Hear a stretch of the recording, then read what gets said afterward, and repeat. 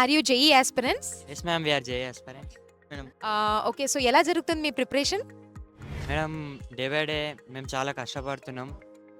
Result కోసం కొంచెం భయపడుతున్నాం. అదే మేడం, మేము నైట్ 10, 11 దాకా మేము కష్టపడుతున్నాం. బట్ స్టడీ అవర్స్ కొంచెం పెంచుకుంటున్నాం మేడం. మేము కూడా మాక్ టెస్ట్లు అన్నీ మేము ప్రాక్టీస్ చేస్తున్నాం మేడం. మేము we are giving our best.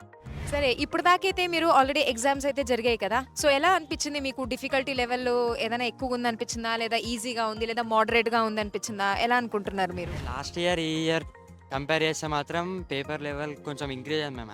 Hardness increase అయింది పేపర్లో. అదే కొంచెం భయం అవుతుంది. టఫ్ అని అనుకుంటున్నాం.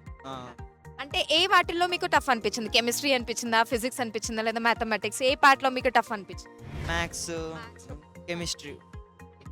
మాకు కొంచెం maths okay, chemistry okay, but ఫిజిక్స్లో కొంచెం సో ఏ మెటీరియల్స్ మీరు ఫాలో అవుతున్నారు? మీరు ఏదైనా సజెస్ట్ చేయగలరా? మన ఫ్యూచర్‌లో జేఈ ఎగ్జామ్స్ రాసే వాళ్ళకి కూడా?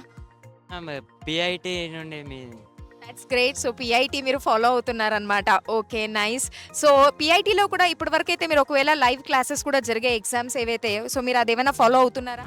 ఫాలో అవుతున్నాం. రోజు కొంచెం హార్డ్ క్వశ్చన్స్ కూడా కొంచెం చేయాలి, ఈజీగా అనిపిస్తున్నాయి. ప్రాక్టీస్ చేస్తున్నాం మేము. రోజు లైవ్ క్వశ్చన్స్, లైవ్ క్లాసెస్ వింటున్నాం 2 days నుంచి.